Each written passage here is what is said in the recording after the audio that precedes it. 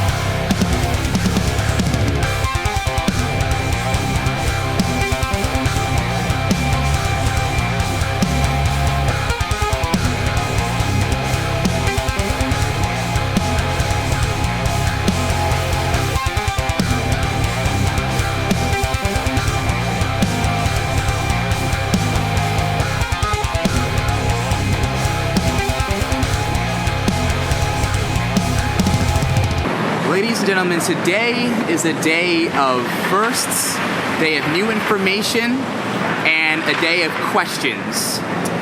A lot is going down in our Pokemon Go universe as of yesterday and today.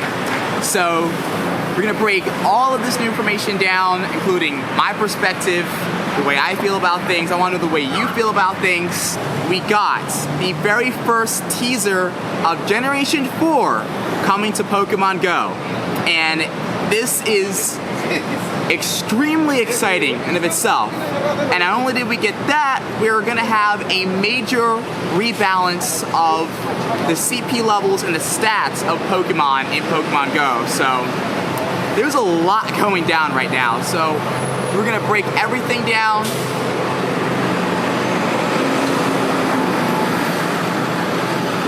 We're gonna go over all of the CP changes, some of the new Pokemon that I think we might see coming into Generation 4 for the first wave.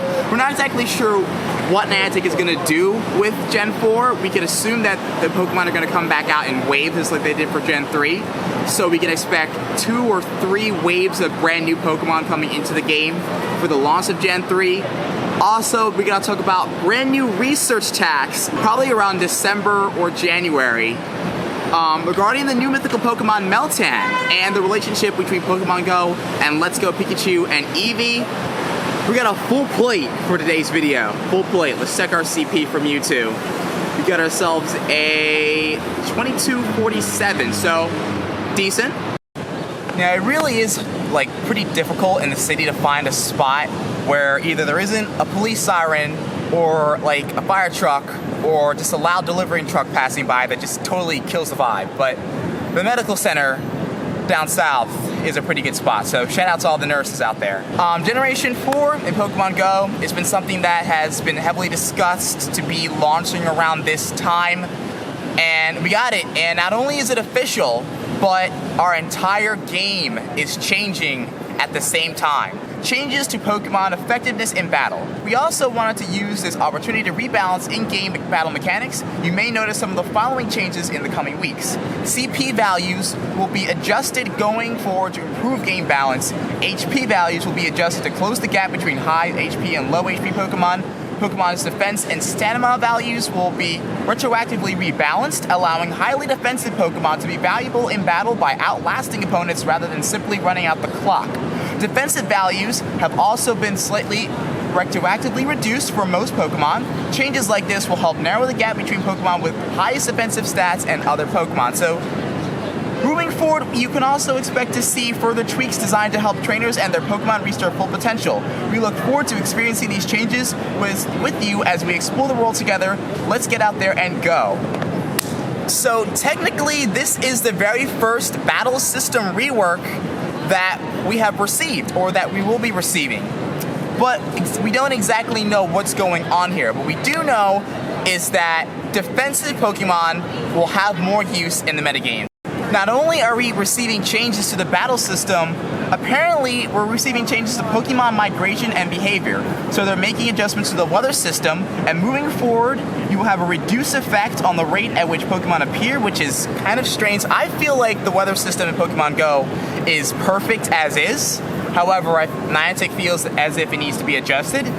As you explore a given area, you will notice that a greater variety of Pokemon species will appear over time and at different rates. Certain areas, such as parks and nature reserves, will now contain more varied Pokemon species. So, what I like about this is this most likely means no more Pidgeys, Rattatas, Sentrets, no more basic Pokemon everywhere all the time, which is fantastic for everybody. Not only city players, but rural players, we're going to have an opportunity to experience a wider variety of different types of spawns, which is also amazing.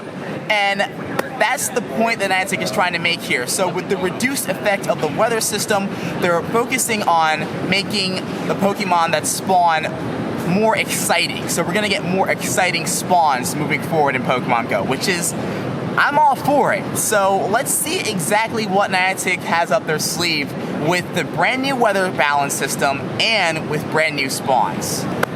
I think once they get the battle system right, that is the right time to introduce PvP into Pokemon Go, because we know we're getting PvP, and it's just a matter of when it's going to be released. So I'm thinking PvP maybe early 2019 to mid 2019. I think they're going to do a lot of different changes to the battle system first. So all the CPs are changing. That is amazing, and that is scary at the same time. You know, what Pokemon are going to end up being amazing and what Pokemon are going to end up sucking after this update, we don't know.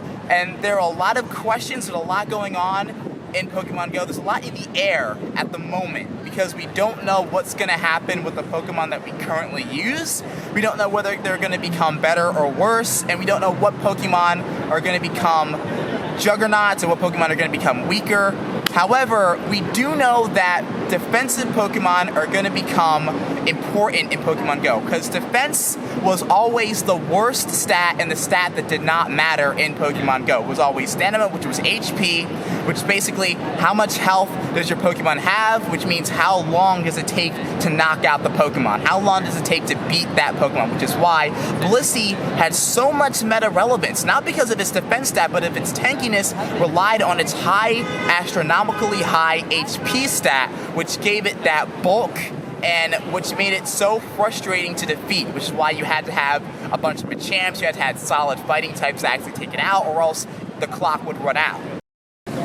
Given the retroactively changing mechanics of defense and HP in Pokemon Go, we can pretty much guarantee that defensive Pokemon are going to have more value and more usage in Pokemon Go moving forward, which means there are going to be a lot of Pokemon receiving substantial buffs in Pokemon Go right off the bat. These are some examples: Rhydon, Shuckle, Cloyster, Suicune, Steelix, Fortress, the Reggie Trio, Latias, Aggron, and Milotic. All highly defensive Pokemon, and they could become incredibly useful in not only raid battles, but gym battles as well in this new system. Now, I'm not going to go ahead and for the life of me, I cannot find a quiet spot in the city of Philadelphia. Like, it is impossible.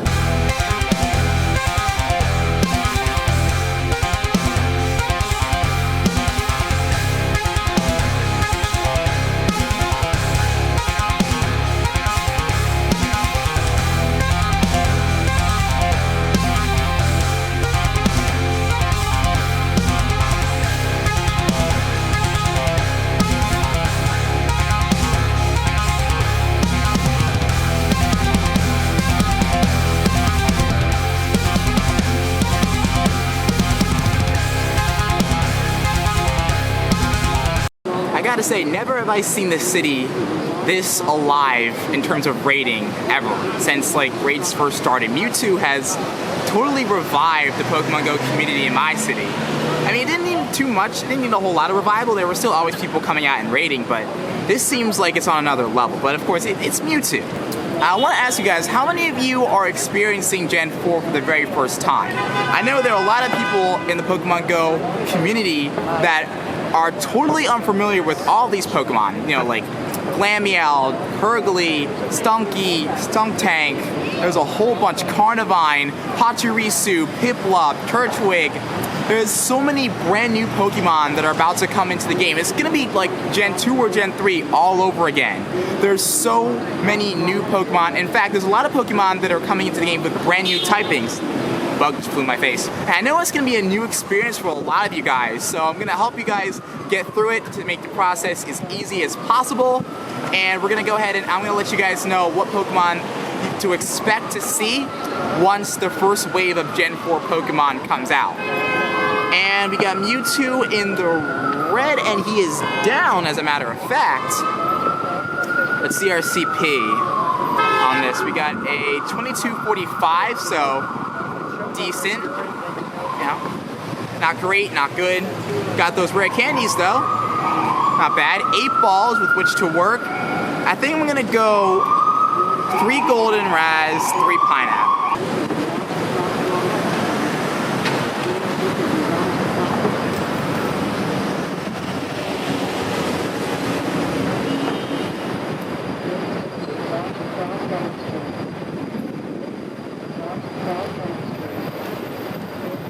Alright, so we missed the last one, but this one couldn't get away from us. This one's actually pretty good, too. 2245, much better than the last one. 15 attack? No. Might be 15 HP, so it's going to be a transfer. And I definitely suggest, now this idea didn't come to me earlier, but this just came to me today. For the Halloween event, we may get double candy, so I suggest saving all of your Mewtwo catches for the Halloween event for your transfer. So wait till we get double candy. It might come up. If it doesn't, just go through your transfers around Halloween event.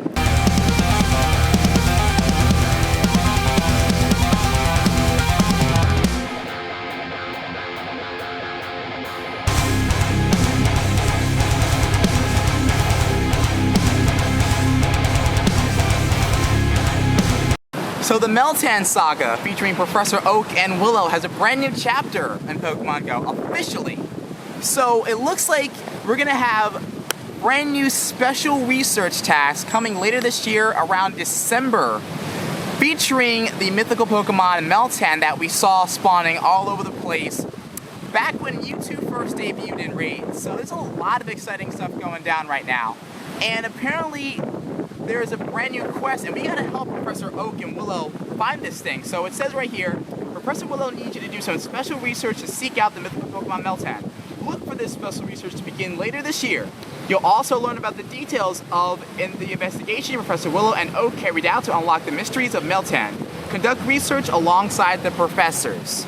So what's interesting here is the correlation between Pokemon Let's Go Pikachu and Eevee and Pokemon Go, and we're seeing it more and more. It becomes more and more evident as time goes on. So we have this mystery box that holds the key to containing and catching Meltan. And what we have to do to activate this is to transfer Pokemon from Pokemon Go to Let's Go Pikachu and Eevee. So apparently sending Pokemon from Pokemon Go into one of the Nintendo Switch titles can carry you certain items in the app, such as candies for the species of Pokemon. The mystery box closes itself after it is used once. The only way to open it again is to wait a set amount of time and then send another Pokemon to Pokemon Let's Go Pikachu and Let's Go Eevee. You can also get a mystery box for sending Pokemon to a friend's Nintendo Switch game. It's interesting. Meltan will appear once a mystery box is opened in Pokemon Go, but be careful, they'll only appear for the player that opened the mystery box. Now, what's concerning to me a little bit is that, does this mean that only Meltan can be caught and obtained for players that have Let's Go Pikachu and Eevee? I don't think that's the case, but there seems to be a very direct correlation between Pokemon Go and Let's Go Pikachu and Eevee here, because the mystery box that contains Meltan, its activation requires Pokemon to be transferred to Let's Go. So we'll have more information about that as it unfolds. Keep a lookout for that this December. Meltan comes to Pokemon Go and Let's Go Pikachu and Eevee.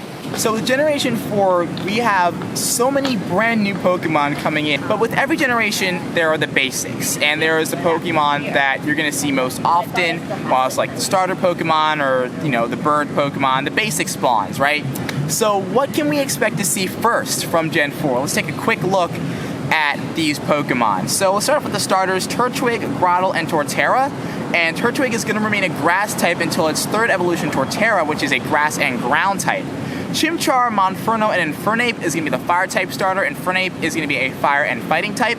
Piplup, Primplup, and Empoleon is going to be a water and steel type. Starly, Staravia, and Staraptor, basically the Pidgey of the Sinnoh region, and it's going to be a normal type and flying type, of course. Bidoof and Bibriel are basically your Rattata. We also have Shinx, Luxio, and Luxray, which is going to be an electric type. You have Verdue, which is the pre-evolution of Roselia. Roselia also evolves into Roserade. We also have Combi. Combi is a pretty interesting one because the male Combi does not evolve, but the female Combi can evolve into Vespi Queen, Glameow, and Pergly, which is like the Skitty of the Sinnoh region, so to speak. Also, two more babies, which we've been talking about a lot over recent weeks and recent months. Bonsly is the pre-evolution of Sudowoodo. We may see him around in 2 kilometer eggs. Also, Mime Jr.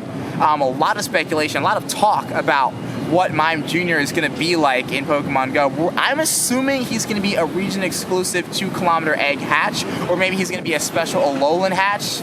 We don't know what's going to happen with that Pokemon, but there's a lot of speculation. There's a lot of predictions. Okay, so a couple more I want to hit. Kurkarot and Kricketune, a bug-type Pokemon resemblance of a cricket / ladybug. Those are going to be all the Pokemon that I think we'll see first in Pokemon Go for Gen 4 wave. I think Gen 4 is going to be dropping within a couple of weeks. I think that's when we're going to get our first shot at Generation 4 Pokemon. So stock up on your Pokeballs, your incense, your lures. Get ready for Gen 4 because it is officially coming along with a metagame shift and so much to look forward to in the Pokemon Go universe. Stoked to share it all with you guys. Stoked to get out there and experience all this.